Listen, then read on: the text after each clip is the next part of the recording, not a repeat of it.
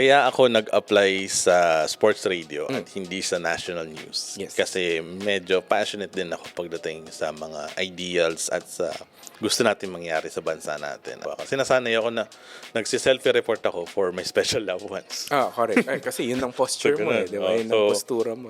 So, usually, hi, mama, hi, babe, ganun, everything. As long as kahit papano, nagkakaroon pa ako ng editorial independence. O kumbaga, walang nagte-threat sa akin. Or hindi, actually, kahit may mag-threat, doesn't matter. Laban naman natin. Number one na magiging mindset mo at sa heart mo, whether corny man siya, mahal mo yung bayan at mahal mo yung atleta natin.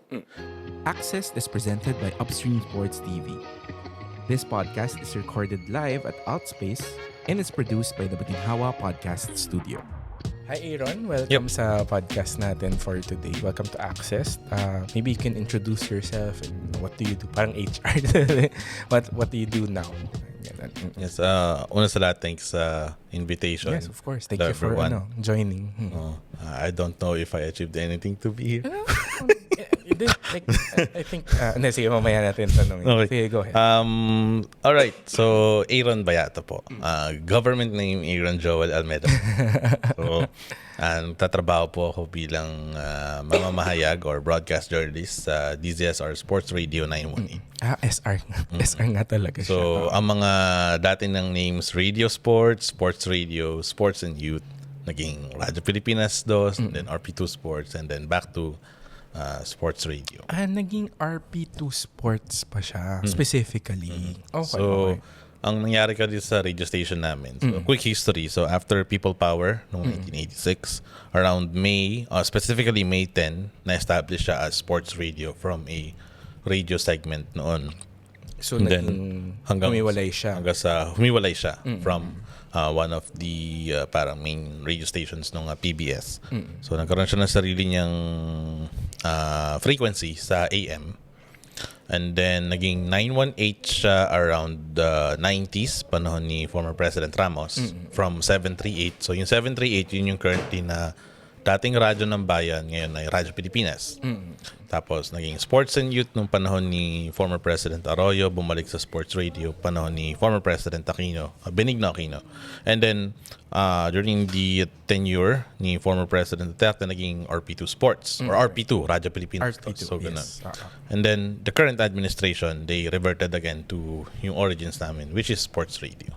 So, yun. So, very important din yung history. And I guess we can say, historically, may demand talaga for sports news. Kasi, spin-off siya from an original RP1. I mean, for lack of a better term, may RP1 and then Nagkaroon ang RP2. Kasi at the time, madami rin naman mga sporting events that happens nung 70s, 80s, lalo na nung mga Tour of Luzon, yung mga cycling coverages noon. So, yun yung mga tinututukan ng mga dati kong boss, yung mga nauna sa amin. At yung mga ilang athletics and sporting coverages ng Gintong Alay, and then nung nabuo yung PSC, yung mga iba pang mga games. Particularly, ako, na hooked up ako sa sports radio nung sa Radyo PBA. So this was Radyo PBA. Radyo PBA sa kanya. Kumbaga sports radio, tapos pagka PBA games naka-simulcast sa amin. Ang pangalan ng show is Radyo PBA. So I remember Magumar John, si the Boyd season. Grabe, Magumar John. Oh yes, nagre-radio si Magumar John. The late Boyd season, si Mark Zambrano. Hardball. Of Hardball. Si Mark Zambrano. Yes. Mark Zambrano, tapos sino pa ba? There was a time as well si Ed Picson also do radio play-by-play. I'm not sure kung naabutan ko si Sir Seb Sarmenta, but na nagradyo PBA. But it's more on the four of them. Tapos Attorney Charnie Cuna will be the one who will be the analyst do sa mga games. Hanggang sa naging play-by-play na rin siya ng ibang games. Tapos yun, nag-transition sa television. Actually, halos lahat sila. With the exception siguro Sir Ed. Kasi Sir Ed talagang nakikita ko sa TV. Tapos did the radio. So, there was a period po kasi nung high school kami, para makapag-focus sa school, less TV. Oo nga, napagkwentuhan niya natin. More radio. Kaya medyo na talagang na-attach ako sa radio growing up. At saka during the time, high school, na-analyze ko na kung ano yung gusto kong gawin, kung anong course ang kukunin ko. So, hindi naging successful yung gusto ko maging pilot because my yung grandfather ko was a pilot. Okay. Pero nagkaroon kasi siya ng sakit. So bago siya eventually mag-pass, isa sa mga last words niya sa akin na I gotta find something na pwedeng maging bago kong career kasi hindi niya na ako mapapag-aral. So yun yung parang nakita kong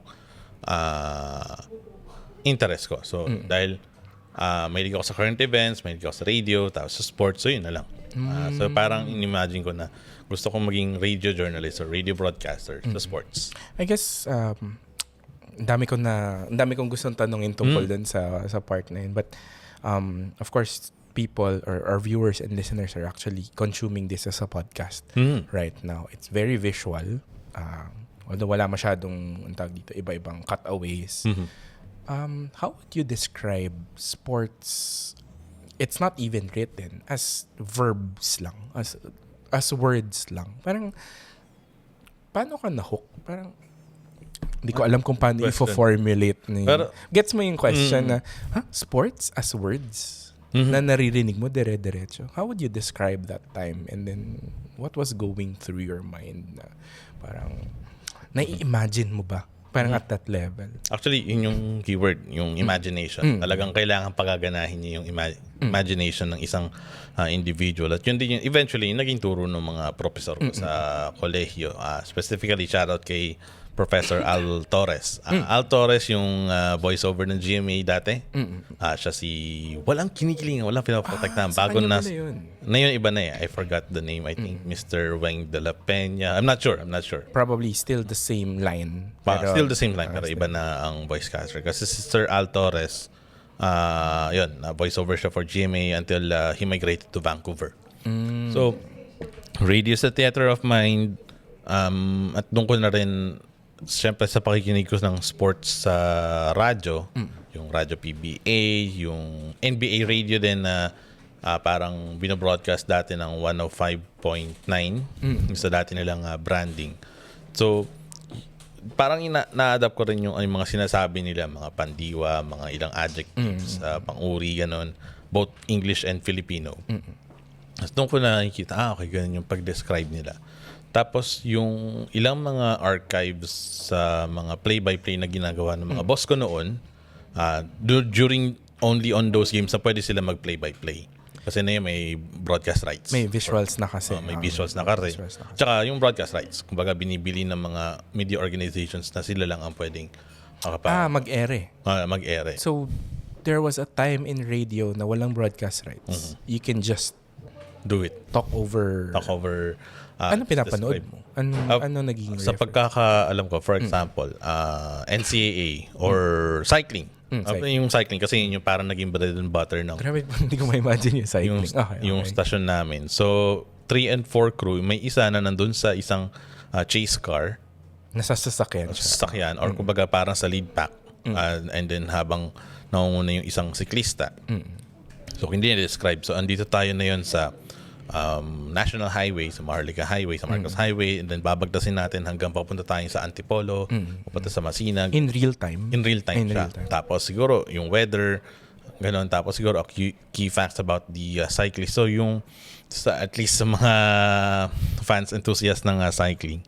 Kung ano yung siguro yung parang naririnig nila sa Eurosport or sa mga Tour de France commentator. Ganun yung mas binabanggit nila sa radyo. Okay. So, ibig sabihin, yung mga nasa radyo, magaling din sila maghimay kung ano yung nangyayari in whatever they're seeing, no?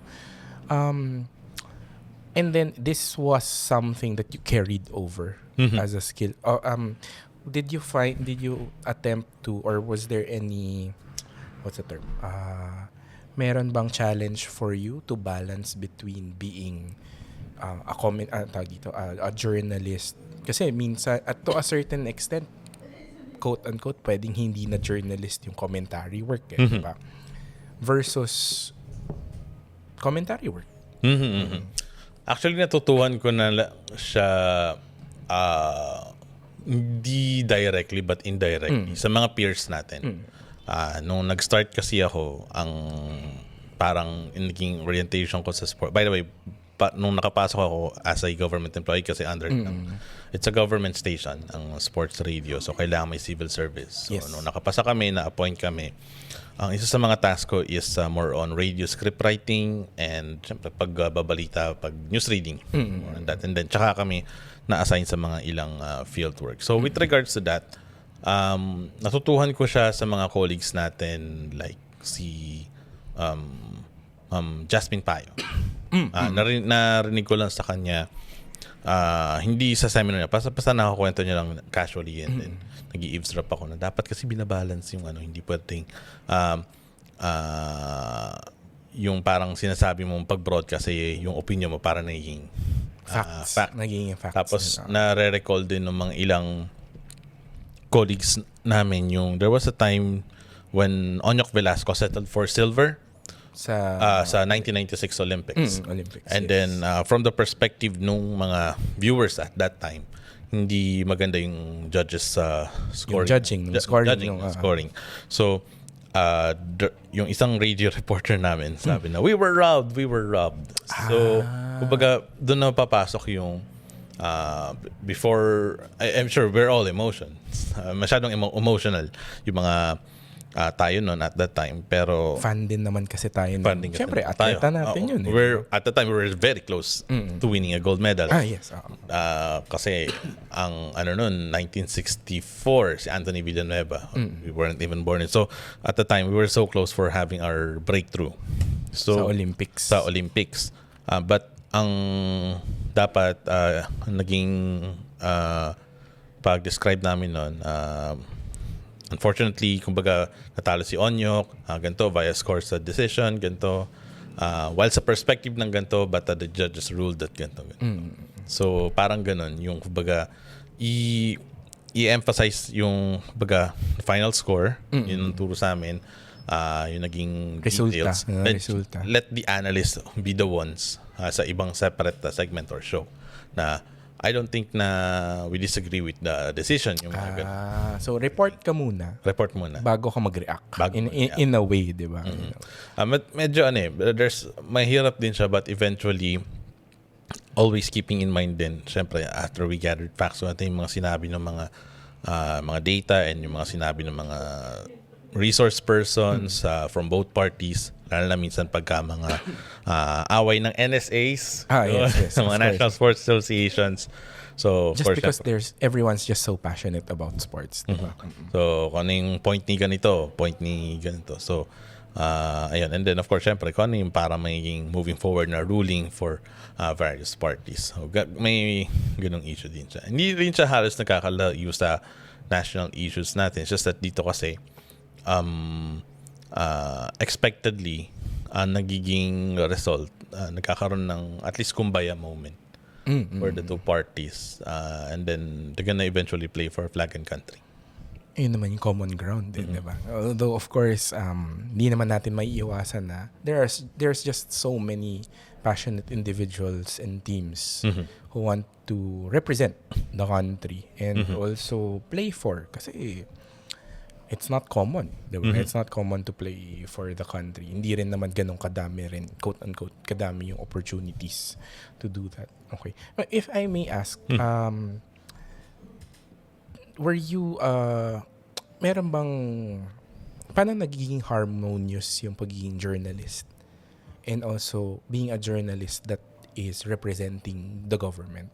Parang I mean, kasi parang top of mind lang. Pwede namang very objective lang. Diba? Bilang isang, ang journalist naman kasi pwede naman talaga sila magre-report talaga ng facts, diba? But doon sa ngiti mo, paano mo gusto sagutin yung question? No, I'll try it as no holds barred as possible.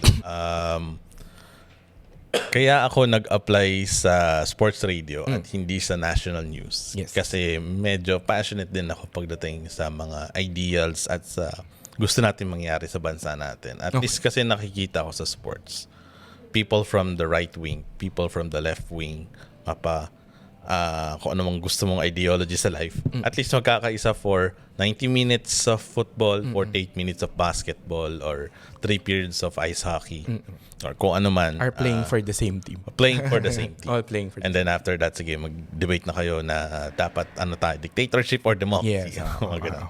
So, I chose sports.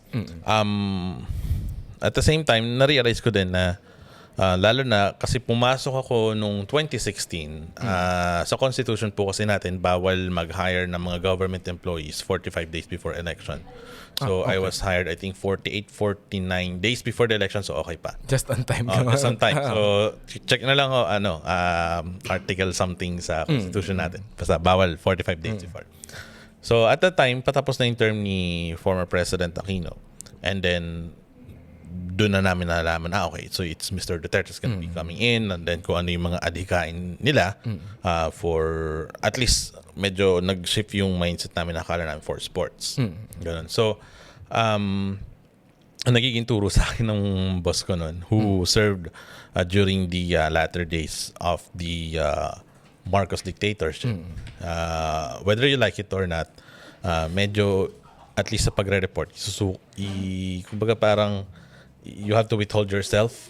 So kung ano yung mandate or gustong iparating ng isang sitting president at the time as the sitting dictator sa mamamayan, yun ang ibo-broadcast man. Then tsaka na siguro yung mga ilang sports and other opinions. So kaya ako napili yung sports radio kasi hindi siya, at that time I thought na medyo hindi siya mahahaluan ng political colors. Na eventually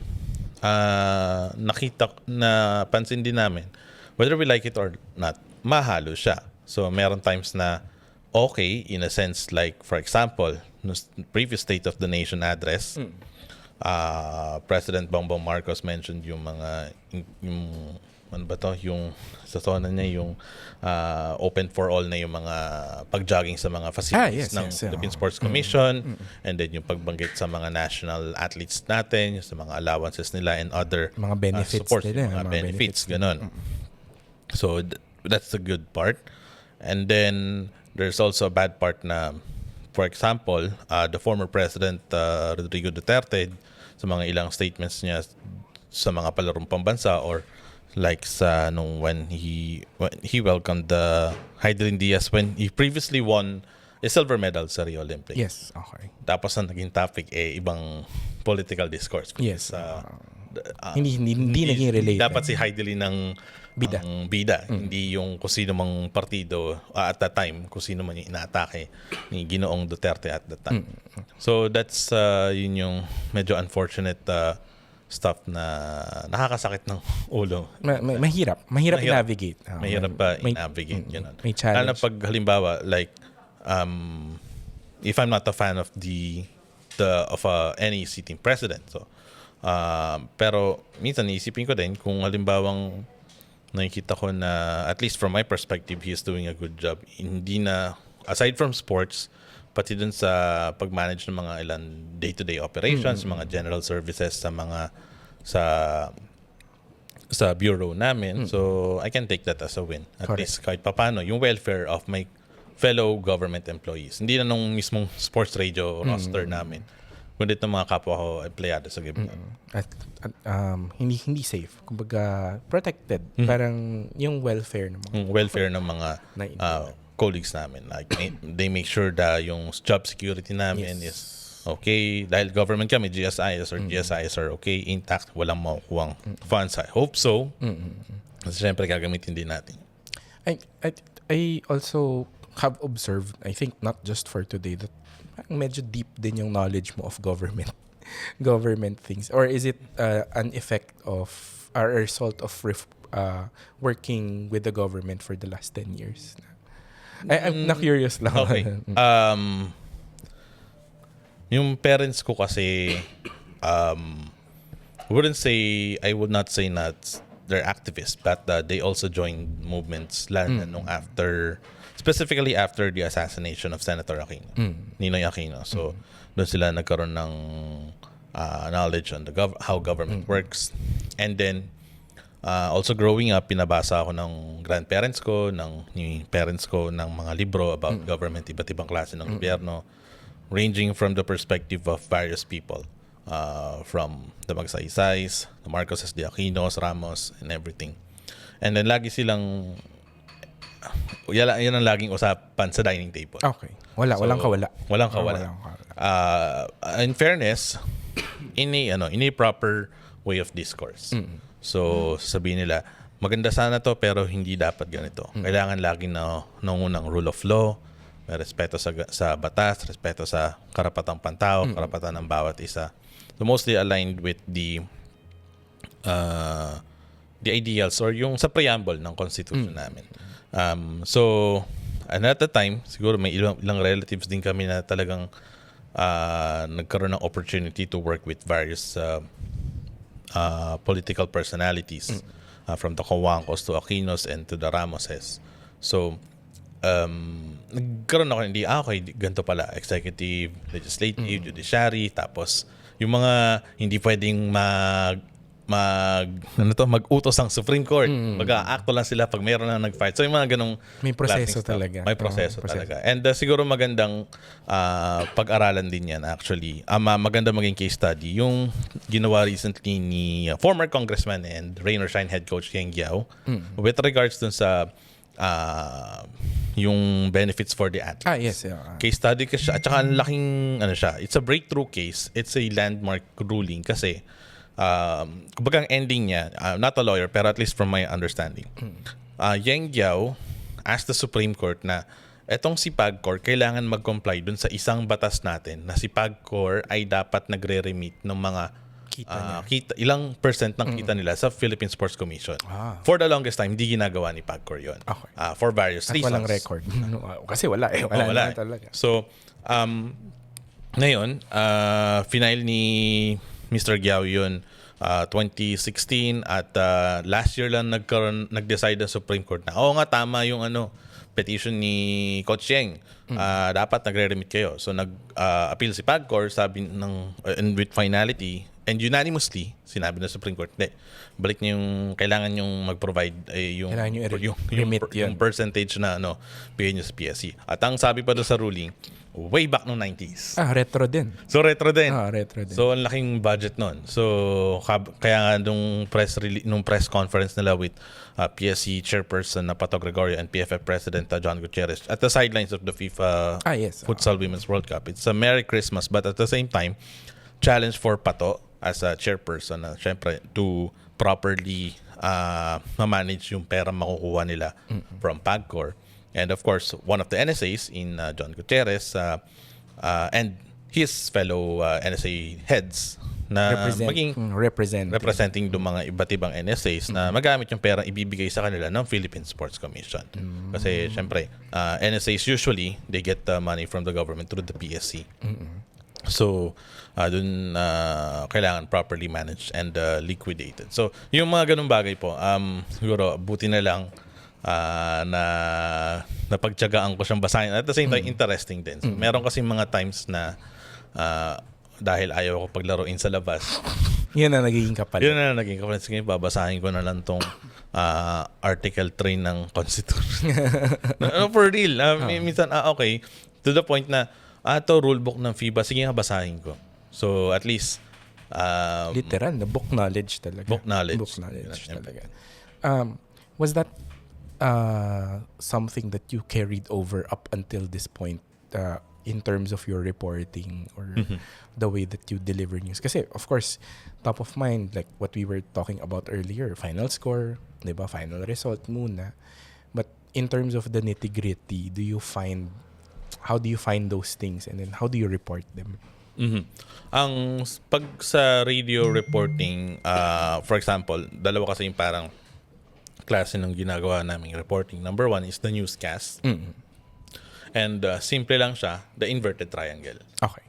Sa mga journalism students, yung alam niyo yan, yung baliktad na tatsulok, yung lead, tapos details and other supplemental pakonti details. Pakonti. Tapos sa radyo, we keep it short and simple as much as possible. So 2 to 3, hindi naman 2.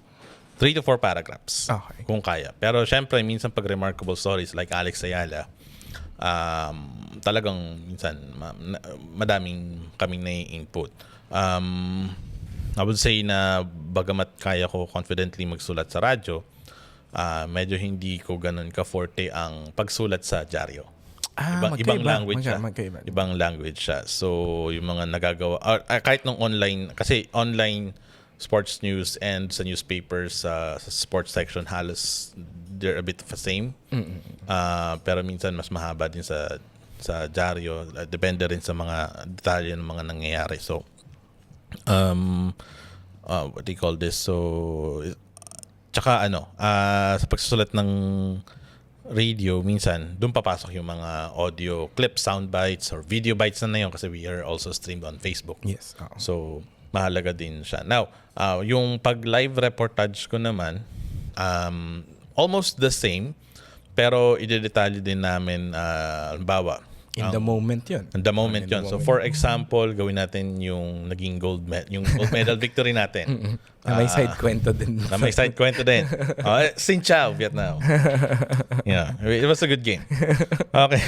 So, yung gold medal victory natin, for example, so, kayo yung anchor. So, Glenn, a moment of history para sa ating pambansang koponan sa women's football or Philippine Women's National Football Team. We prevailed and become a SEA Games champions ng women's soccer, women's football. Natapos ang game sa isang draw, 0-0, pero namayagpag tayo or we prevailed by a penalty shootout 6-5. By the way, Taglish kami.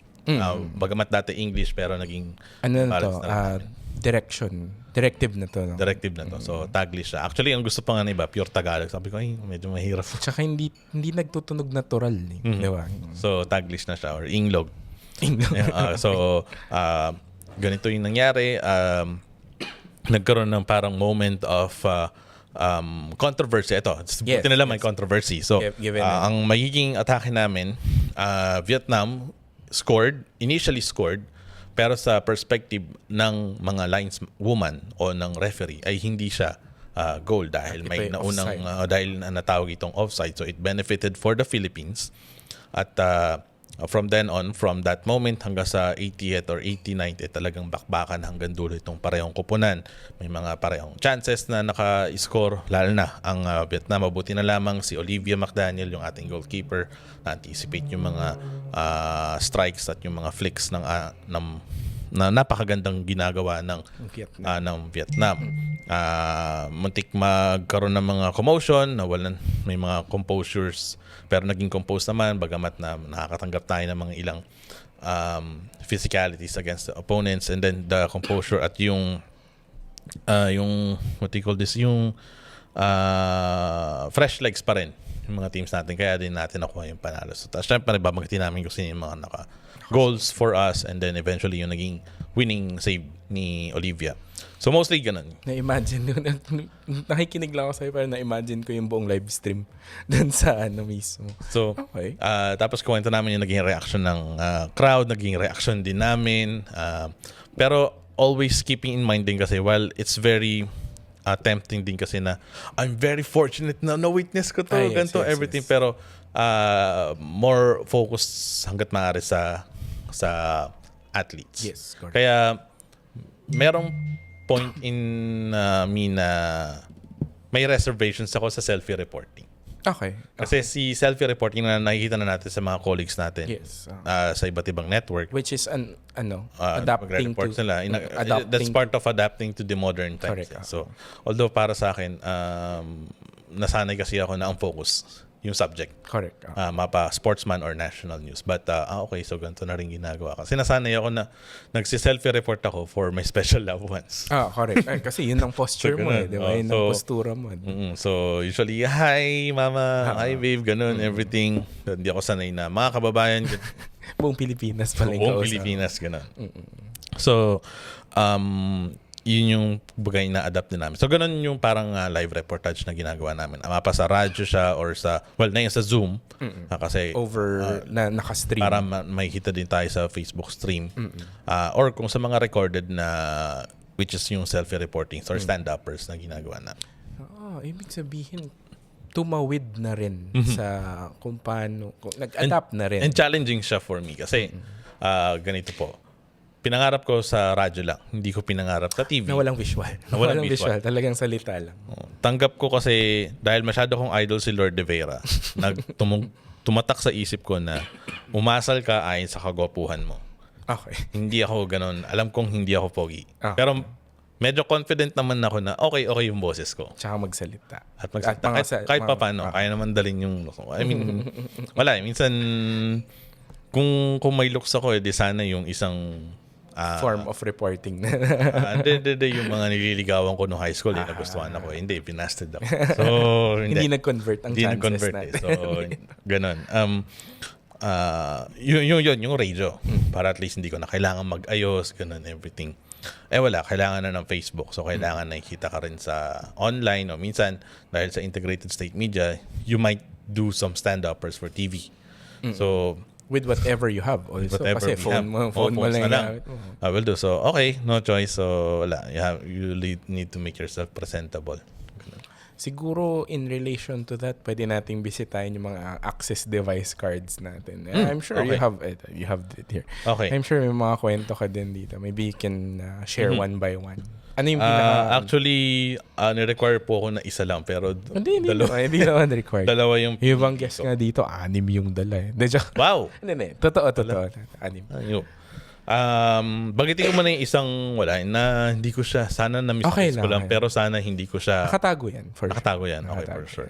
Noong 2018, napagkatiwalaan kami na i-cover ang Asian Games sa Jakarta at Palembang, Indonesia. So, at magkalayo yun. Yung isa kong boss, si Judith Karingal, ay nasa Jakarta. Si Ma'am Judith.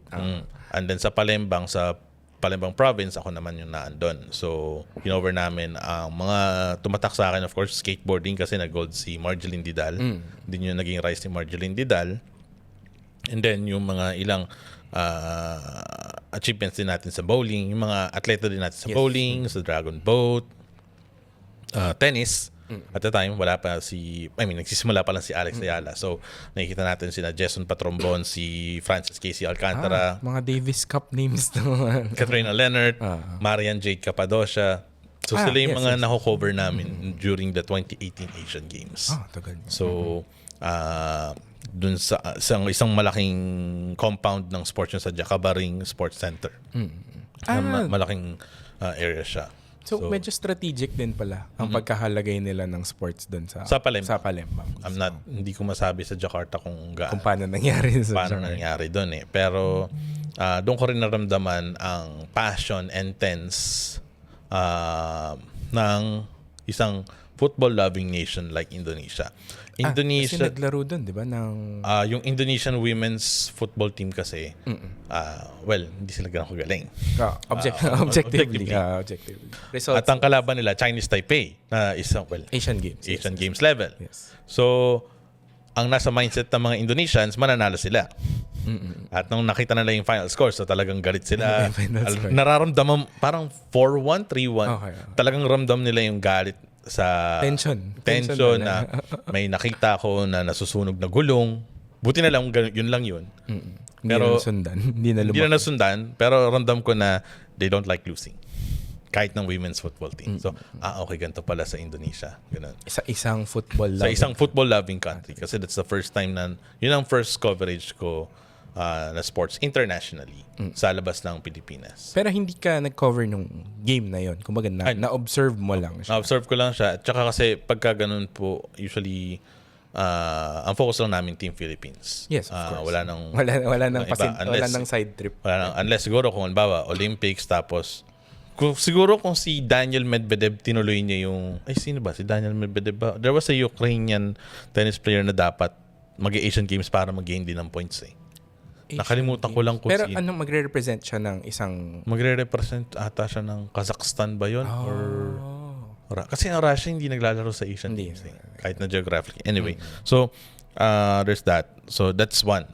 Sayang lang wala dito. Now, to recap, Jakarta, Palembang, Asian Games 2018. Okay. Ito naman, first coverage ko, pumasok ako noong 2016. And... emotional siya. So, simple lang siya. Media Uy, ng Nike Philippines. At ang featured dyan is the late Kobe Bryant. Sa Shangri-La siya ginanap sa Fort Bonifacio. Ito ba yung BGC.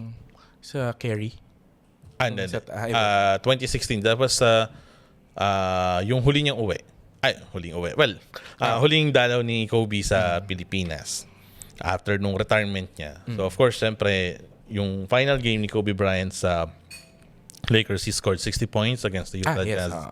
And then, that was also the season na nag-champion ng Cleveland Cavaliers over the Golden State Warriors. So, shout out kay Ma'am Tessa Asminez, who na isa sa mga ng Nike, mga partners ng Nike sa Pilipinas. So, we got invited and we were able to see Kobe in the flesh again at the time. Kasi nung 2011 lockout, yung time na maluwag, walang pa kayong NBA sa players nila. So, yung mga players na mismo gumagawa ng paraan para they can earn money, makabiyahe sila. So, dun namin first napanood si Kobe noong 2011. And then, of course, 2016, yun na, parang retirement tour niya na. Tapos, he preached more on the Mamba mentality, kung paano siya ina-apply in daily life, which is somehow medyo na-adapt ko din dahil parang it's my parang motivation on mental toughness. Yes. Na maging mentally stable. So, memorable siya. He's one of my favorite athletes. Kaya, yung pagka-deliver sa akin since malapit na yung anniversary niya, yung passing anniversary niya, yung pagbalita sa akin ng tita ko, ginising niya ako, naalala ko na wala na si Kobe. Ha? Tapos pagtingin ko sa phone, ang una kagad na notification is from the NBA app itself. Na long statement na. So, this was the helicopter. The helicopter crash. Dahil nitty-gritty, I need to see what kind of helicopter crash it was. So medyo, dahil syempre aviation enthusiast, what caused it, ganun, everything. Okay. Tapos, siguro siya yung first athlete na iniyakan ko. Na foreign athlete. Foreign. So, yun, habang niligaw ako nun, hindi ko matanggap, ganun. I mean, natanggap ko na, pero why? Ganun. So, ang daming, So, yeah. We miss the guy. Lalo na yun. Interesting to know ko na magiging opinion niya sa NBA at the moment. Kasi supportive naman si Kobe sa I mean, after he retired, talagang supportive siya sa mga players, sa teams, willing siyang impart yung knowledge niya sa liga. Being a face pa rin, diba? Being a face. And he also encompasses other sports. Football fan as well. Golf. Sa golf. Golf din siya. Sorry, hindi pala. I mean, siguro, pero more on football. Football. Football at saka at times baseball because America's pastime. So, but yeah, in football, interesting kasi niya. So yun. So we miss the guy from time to time. Okay. And you were representing Sports Radio. Sports Radio. Yan. So,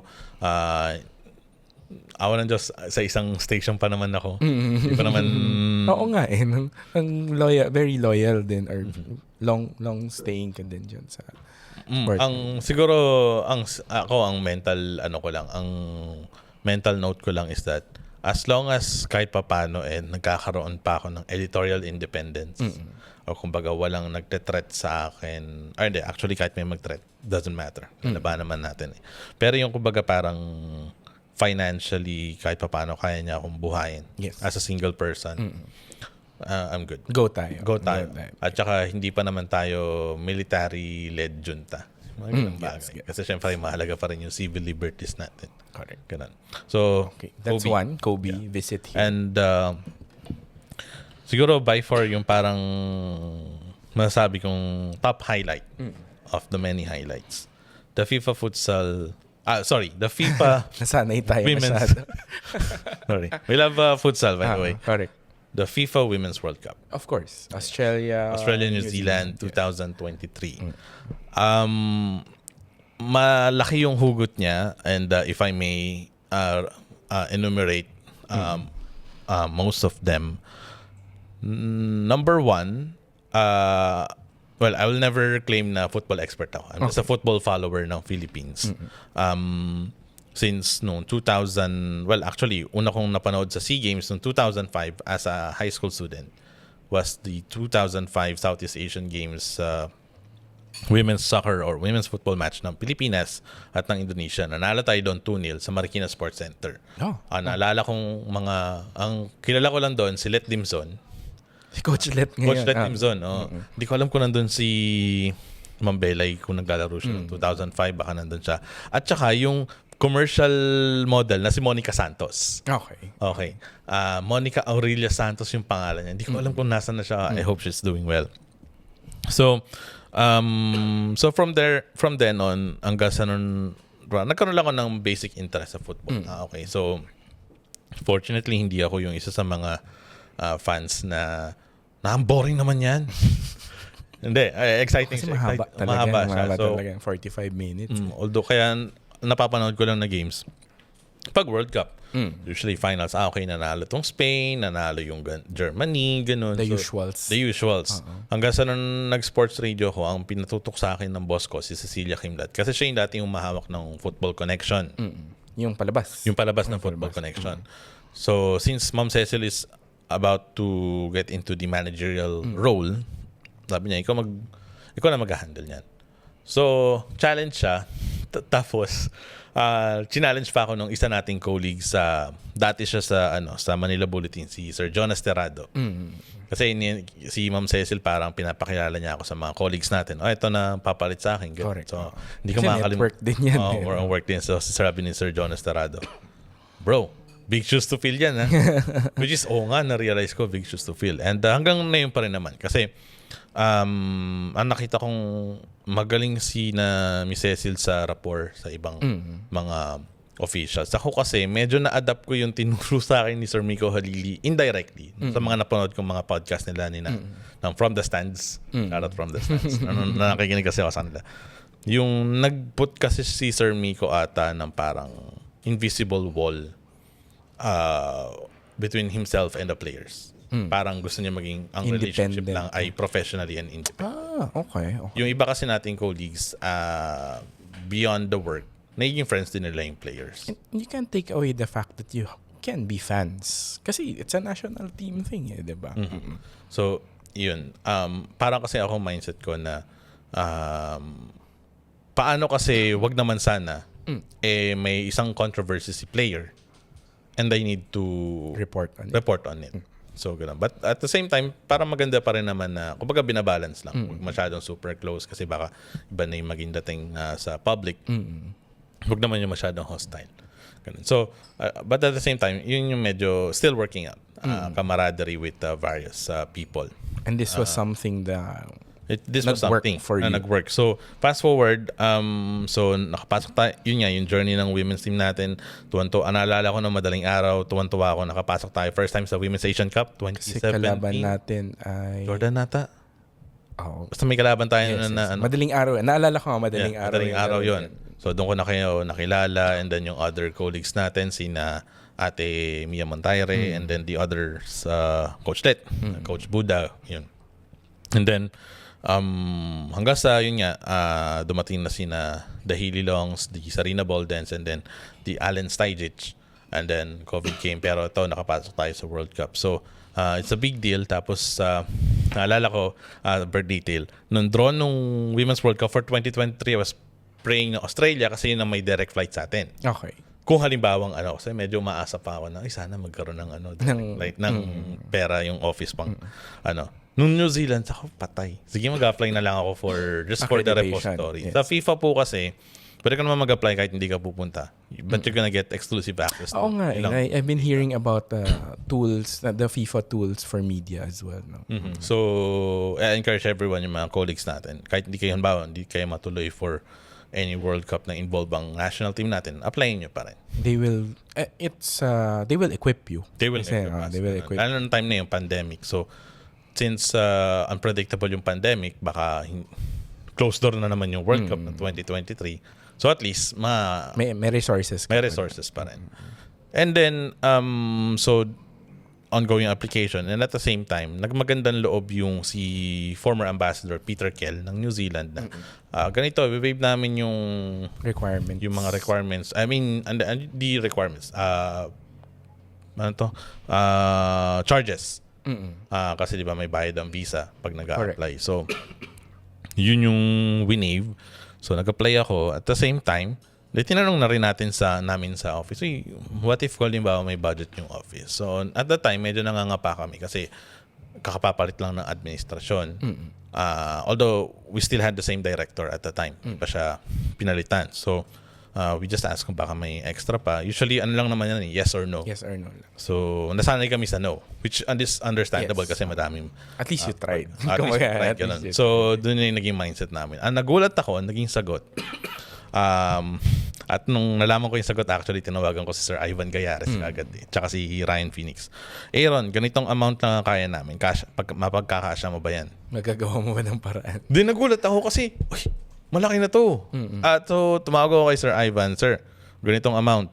Kaya na ba to airline, hotel, lahat na, everything. Kahit mag-McDo na lang ako. Ganun. Sabi ni Sir Ryan, ni Sir Ivan tsaka ni Sir Ryan, isugal mo na yan. So, umuo ako and then umuo yung Malacanang kasi sa amin po kasi the government kailangan ng approval ng Malacanang sa mga travel orders. Ano tawag doon? Travel... foreign travel order travel or order. foreign travel authority. Para naman yun. So, nag-approve sila and then, wow. So, kumbaga parang, ang term ko nga doon, medyo na-gaslight ko yung office. Kasi puro naman tayo padala sa mga ganito or nagpo-provide tayo ng resources sa mga ilang propaganda stuff. Dito naman tayo. Ito naman tayo. Masaya naman to eh. All Filipinos will be happy regardless if whatever they stand or stood for. So, yan. So, nakuha na namin yung visa and ganito, plane. So, it's a big deal for me. Naalala ko noon, nung pagdating namin sa Dunedin Stadium, sa first match natin, match day -1, bago mag-acclimatize yung players, pinayagan kami. Hindi ko alam kung pinayagan kami or parang hindi na lang ako pinansin. Mag-access sa pitch. Tapos umiiyak ako nun. Kasi parang lahat maginaw. Tapos kumbaga parang lahat ng sama ng loob ko sa sa office. Kumbaga, okay, finally narating ko yung Roro. But at the same time, syempre, yung tiwala ng mga tao, mga colleagues ko sa sports radio, ng mga teammates ko na okay, pinagkatiwalaan ka namin sa ganyang amount, you do your best. Kaya yun, we're blessed na we were able to do our best, best effort namin. Tapos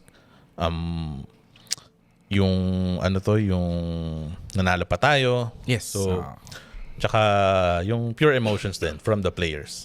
Kasi at that time, hindi pa nakahabol si Ma'am Dayan Castillejo ng ABS-CBN. So ako pa lang yung non-rights holder sa broadcast. Baka kailangan natin mag-divert ng konti. Ano ang ibig na sabihin ng non-rights holder? Pag non-rights holder, dalawa pala to. ang ibig sabihin, sa fan zone, ang ibig sabihin, sa isang competition or tournament, ay hindi kami pwede play-by-play or mag-report na kita yung mga nagaganap sa field of play. So kailangan ko magre-report kami, malayo kami or walang bakas na may nangyayaring event. Ganun. Okay. So ganun yung pero pwede kayo mag-film. Pwede kayo mag-video nung report nyo. May specific na areas lang. May specific na what do you call this? May specific na oras or seconds na pwede may lang number namin. in duration. So for example, yung AFC Asian Cup qualifiers natin. So yung mga kapatid natin sa One Sports ang bahala doon. Hindi ako pwede mag-report habang nasa Tribune. Correct. Okay, so bawal yun. So lalabas ako sa Tribune, doon ako sa may bandang taas ng New Clark City stadium natin. Tapos doon ako magre-report na ongoing ngayon ng gano'n. Hindi ko ikukwento na okay na yun ay 57th minute Hindi pwede na. Hindi pwede yan. Oo, gano'n. Which is contrary to sa nasanay ka. So nasanay kami. Una na 57th minute in-describe ganyan.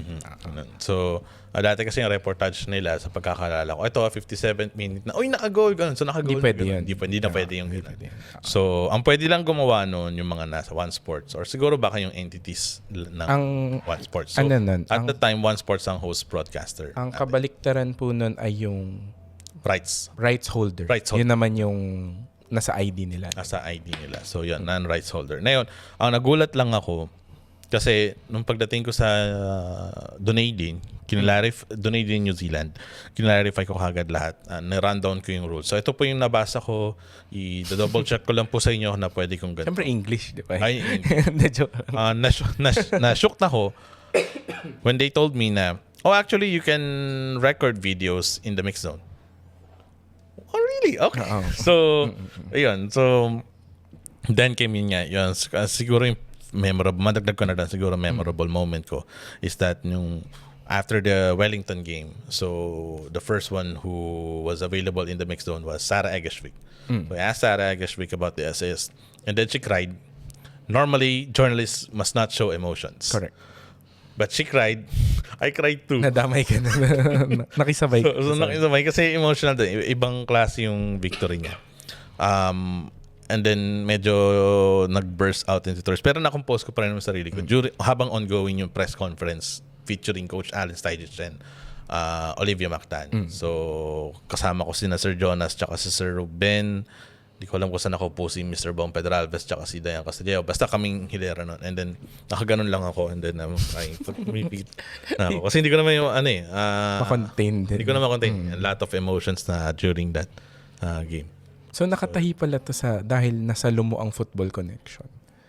Tapos, syempre gumaling ka din makaintindi ng Kahit pa paano. ng football kahit paano. So pag tinanong kita ko anong isang offside.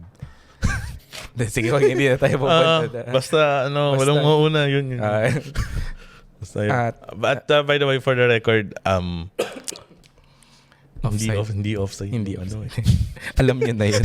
Alam niya na yun. But it's a break of the game. Maganda, ito yung laging standpoint ko. Tayo naman yung makinabang sa break of the game. Lagi na lang tayo yung minamala sa hindi lang sa football to sa lahat ng ibang sports. Sa mga moment. Okay na yun. Kasi dun sa isa kong kausap, atleta diyan Kung makaka-goal sila ulit. Diba? Hindi na nangyari. So, okay na. We have our call of God moment. Hand of God. Yung hand of God na references. Okay, I understand. So, very big. Tatanungin na rin kita kasi natanong ko na yung ibang guest dito. Ikaw din ba isa sa mga may 1-by-1 ID picture sa email mo at kapag may accreditation, yun at yun ang sinesend mo? Yes, and lagi ako nag-update ng 1-by-1. Okay. Hindi ko makakalimutan ito. Mabilis ang kwento. Okay. I was, at that time, single ako. And I was on a date with someone. And then tumawag si Ma'am Judith, Aaron, I need your 2x2 or passport size and then your passport copy. At the time, manonood kami ng film na Quezon. Papasok kay sinehan. Papasok pa na kami sinehan. I just told the lady, Ma'am, hindi ko na sabihin pa. Ma'am, can you just give me 5 minutes? Susunod ako sa'yo. I just need to submit some requirements for Thailand. So, sa Google Drive ko, nandoon and then submitted din. Okay na. So, yes, kailangan siya. At ina-update ko rin. At least siguro every year. Guilty kasi ako kasi laging yun at yun lang sinasend ko ng picture. And yun nga, parang nakakatawa na common thread across the AD cards that we've seen in this show so far. May mga tao na hindi nag-update ng ID picture nila. At guilty isa na ako doon. Okay. Sige, ito nakuha na. Siyempre, ito medyo mataas na to, Women's World Cup. Is there any other AD card or sports event that you are aiming for? Uy, maka-cover. Siyempre, hindi natin mapagkakaila. Souvenir na rin kasi sa atin to Diba? Souvenir na, oo. Although yung ID lace niya, binigay ko dun sa... Oo nga, napansin ko. Yung ID lace niya, actually, mabanggit ko na rin. Binigay ko sa ex ko. Kasi yung isang ex ko, pinairam niya sa akin yung phone niya na magamit ko sa work. Kasi meron na akong obsolete ng isa kong phone. So, because you had to do reportage. Because I do to do reportage. At dahil doon, gumanda yung reportage namin. And then domino effect, gumanda yung views, proper reporting. Kahit yung mga sa technical details, ako yung video, yung sounds. So yun. So kumbaga parang binigay ko sa kanya. Ganun. And kahit when we ended, in good terms naman, hindi mo na hiningi. Hindi ko na hiningi. Ayoko nung ganun. Mabilisan lang Pagka binigay na sana, okay na yun. Okay na yun. Graduate ka na. On to the next. Sabi nga ng mga atleta. On to the next. Okay. So, which ID card okay. ID lace ang... Of course, the Olympics, the Summer Games, or Winter Games, any Olympics. Any Olympics. Okay. Any Olympics. But understandably, due to the current political climate ng United States, medyo mahirap siya. And then, of course, syempre, depende rin sa magiging allocation ng ating colleagues sa Philippine Olympic Committee. Yes, of Kasi course. mahal siya i-cover. Kahit na gustuhin man natin na lahat ng sports company sa Pilipinas may representative sa Los Angeles, mahirap din siya. Kasi syempre, kailangan din ng may binibigay din na tulong si Philippine Olympic Committee. Kundi man finances, kundi parang support. Ganun yung parang okay, tao namin yan pag may nangyari dyan, sagutin nila. So, we understand na minsan baka na filter out din. But hopefully, in our lifetime, meron sa Brisbane, I think that is 2032, or kung matuloy man yung mga joint hosting like Philippines, Thailand, or kung ano man. May mga ganun bagay. Narinig tayong mga ganyan. Ganun tayong narinig na balita. Sayang lang yung sa Indonesia, they're planning to, pero dahil sa naging incident na sa gymnastics, hindi matutuloy na yung sa hosting nila for Olympics for 2034 onwards. So bahala na kamot may kung sino mag-host for the next decade. How about NBA? Being an NBA fan. NBA fan. Gusto ko kasi manood ng NBA as a fan. Not to cover. Including Formula 1, actually. Oo nga pala. Motorsports head ka nga. So, hanggat maaari, gusto ko manood nun as a fan and not as a journalist. Pero kung papayagan, then why not? Medyo, ironically, mas mahal lang F1 because they travel a lot. Mahal lang gastusin. Pero mas, at least geographically, madali siyang puntahan. Because of Singapore. Or kung makakaroon sa Thailand or Japan. Kasi kaya naman applyan ng visa. Unlike America or Europe na malayo talaga. Although, here's the thing. Yung nababasa ko sa Reddit na mura ang tickets sa Hungary. Yung panonood. Yung panonood. Kasi mura talaga generally pag yung mga circuits sa F1 ay yung mga talagang permanent facilities. Yes. Unlike yes, I understand. Pagka street circuit kasi like Singapore, sasara yung daan. Bibihisan nila. So baka dun din kukuha ng kaya din tumataas yung mga ticket prices. Bukod sa entertainment. Grabe yung entertainment kasi sa Singapore. parang, Katy Perry nandun. O kaya kung sino mong mga big names. Names. Actually, nakanood na ako sa Singapore. Buti pa kayo. Sponsored ng magulang yung mga ganun. But hindi lang kasi yung big names yung makikita mo. Pati yung may smaller stages din kasi. So talagang madami nangyayari before and after the race. It's really a big festival also. So I'm sure magkakaroon din ng opportunity din sa Sana pala rin. At saka in a good way, hindi yung ala Nepo Babies time. If you know, you know. If you know, you know. Okay. And I think in this sense, kasi I'm getting that parang hindi ka napapagod. Parang it's a very deep interest in it, and then you're able to like just find the energy to finish or power through. Maybe you can recount some challenging times being in this profession as well. Oh, okay. I would say the previous, being a sports radio reporter in the previous administration is a challenging time. Okay. To be tagged kasi na related ka dun sa admin, kahit na popular sila, it doesn't suit my values. So, challenging time siya for me. Every pronouncements he makes, ganun. So, it's challenging siya mentally. Hindi ko alam kung kumbaga may effect sa'yo being identified with. Being identified with it. Kaya, I'm very proud, and something na I understand if people might not appreciate this. Yung famous na gesture nila on the fist. Yes. I don't do that. I never did that. Kahit even if there were some official functions that I'm assigned to. Kasi sa amin po kasi sa government, minsan may mga kina-cover or may pupuntahan din kami mga seminars na we represent the government of the Philippines outside the country. For that seminar. Seminar. So, it's like, for me, from my perspective, it's like a Nazi salute to me. So I don't want to emulate that kind of salute. Everything. Even if some people find it parang wala lang, trip lang, ganun. Pero for me, it's something na you take it seriously. I take it seriously. For my values, I don't wanna do that on an official function. Ganun. So yes, challenging yung previous admin. Ngayon, medyo okay naman.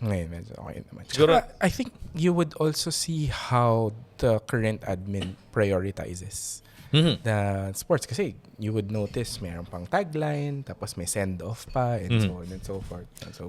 Send-off. So, but here's the thing. In respect naman and credits naman sa lahat ng mga upong presidente natin. Siguro kahit I don't know kung I can speak for the Macapagal era, pero yung sa mga naririnig kong kwento from the Marcos Sr., Cory, Fidel, Joseph, and hanggang sa present, they did their naman. It's more on siguro natapat lang na during the 2020 Olympics na tayo na gold, and then 2024 no panahon na ni President Marcos Jr. So, they do their efforts naman, and through, nakadepende rin sa magiging effort na ginagawa ng PSC chairperson, which is the alter ego of any sitting president. So, we have to give credit to them sa mga naging positive developments nila, sa mga efforts nila. Right now, actually, I appreciate the stuff na ginagawa ni Chairman Pato. Siguro yung experience niya from the private, na-adapt niya sa pag-manage niya ng Philippine Sports Commission. At saka, nakakasundo niya yung Philippine Olympic Committee. Yung previous kasi, while they're cordial, hindi okay si Ginoong Richard Bachman kay Ginoong Bambol Tolentino, which is the president of the Philippine Olympic Committee. So, they have clashes. Buti naman nagkakasundo at times, pero mahirap din kasi pag hindi mo kasundo. Walang harmony minsan. Walang harmony at times. So at least ito may harmony na kita namin, apparent siya during the Southeast Asian Games. They know their roles respectively at maayos na na-accomplish. At least from what I view. Maring iba yun na yung view ng mga ibang tao from the inside, and hopefully malaman din natin. Kanina ko pa iniisip to kung paano ko tatanungin. Hindi ko rin alam kung kailangan natin i-cut tong part na to. But I'm sure, maybe you have a brief, maybe you're the perfect person for this one. You have a brief idea or paragraph on sports is political. I don't know. I'm sure you've thought about this a lot already. But like, I wanted to prick your brains about it. Hindi ko na-expand, but like, what are your thoughts about it? Sports is political whether we like it or not. We might not like it. Like, for example, kung yung isang statesperson like, anong pangalan nito? Yung Secretary of State dati ng Amerika na centenarian din, na parang stakeholder ng Italian football. So, isang club sa Italy. I forgot his name, pero naman siya okay. Alexander Haig, hindi siya basta tao siya ni Nixon, President Nixon. Republican siya. And syempre mga questionable, actually hindi lang questionable, he is being tagged as a war criminal, especially sa mga naging advancement ng Amerika sa Vietnam War. So, yun yung nagiging accused for that person. Hopefully ma-recall ko siya sa kung sino man siya. Basta Secretary of State ni President Nixon. And then siguro nung kahit sa current setting natin, under the time ng Trida in Manila, the former dictator was the one also in the sidelines, the ringside, sorry. So whether we like it or not, nagkakaroon talaga ng halo ng politika. At least from my perspective, na tutuwa ako na yung mga student athletes natin at yung mga fans natin, specifically kasi sa UAP tsaka NCAA, they're really sumasabay sila sa tinig ng sambayanan na ikulong yung mga nagnakaw ng pera sa atin. Because ramdam din naman nila na binabayad nila ng taxes, ganun, hindi natin nararamdaman, napupunta lang sa mga hindi dapat mapunta. So na-appreciate ko yung ginagawa nung walong pamantasan at ng mga kolehiyo at pamantasan din sa NCAA at UAAP sa efforts nila to raise awareness as well. It also, if I may add, parang yung reflection ko about it is the way that things work can actually push sports better or worse. Diba? Na parang, kung hindi man maayos yung mga kalsada natin, mahirap pumunta para mag-casual play, hindi ka makakapag-host ng palaro. Hindi ka makapag-host ng palaro, diba? So, kumaga nakatahi talaga siya. Diba? In that sense. Yeah. I mean, parang baka hindi kasi ako makatulog kapag hindi kita tinanong dun sa thoughts mo. But thank you for sharing. Maybe just to close out, I know it can be a challenging profession, but maybe would you have any tips or would you have anything to tell people who want to get into maybe not just sports, reportage or radio, but rather in the sports industry? Oh, wow. Medyo i-adapt ko yung sagot ni Miss Lian Buwan ng Rappler. I think isa sa mga senior correspondents ng Rappler. Itong trabaho na to maaaring could give you a living, pero hindi siya, it might not make you that super rich. Aminin ko na hindi ako super rich na dude. Pero kahit papaano, meron akong sigurong parang generational privilege, if I may say, na pag nawalan ako ng trabaho, kahit papaano, may fallback option ako. Na makakain pa rin ako twice a day. Wala man akong kita, pero at least I can still eat. So, we understand that we have colleagues na, syempre, yun na lang yung parang buhay nila na pag nawala yun talagang it's gonna falter to them kasi may binubuhay din silang families. So, like in my case na civilly status, single and child-free, hindi siya ganong ka-lucrative. Doon papasok na dapat, pag at least sa work namin, dito sa line of work na, if you really want to work here at sa isang government sports radio program, number one na magiging mindset mo at sa heart mo, whether corny man siya, mahal mo yung bayan at mahal mo yung atleta natin. Naiintindihan mo kung bakit mahalaga ang sports para sa development ng nation natin. At yung mga storya ng sakripisyo at pagmamahal ng isang sportsman, ng atleta natin, kung bakit nila pinupursue yung sport, because they love the game and of course they want to represent the flag and country. Not everyone, including ay mabibigyan ng opportunity to be journalists or to be athletes. So we have to leave that moment and enjoy itong kumbaga thrive in this passion. At siguro yun din yung parang at least nakikita kong advantage na or parang edge na generally kasi syempre madali tayo ma-burnout. Minsan di natin na-enjoy yung work natin. Ako kasi pinangarap, I'm a bit privileged and honored na yung pinangarap kong trabaho nung high school na achieve ko naman. But at times, mapapagod din talaga ako. So, there are times I take times off, vacation, ganun. O kaya, sleep all day. Banlaw. Kailangan magbanlaw. Kailangan magbanlaw. Kaya minsan yung mga holidays like New Year, bagay yan. Disconnect talaga. Tulog lang ako nun. Buti na lang wala masyadong sport sa Pilipinas. Buti na lang. Kasi Christmas. Sa Pilipinas. Pero syempre, around the world, tumaandar pa din. Maandar pa rin yung So, ganun. So, passion tsaka love for the country and for the game that you pursue. Or kung halimbawa private practice naman na di involving in sports or kumbaga di naman ng government, is the love, yung passion mo to do dun sa isang bagay na yan. For example, siguro sa business side of things. So, you want to understand the X and O's and yung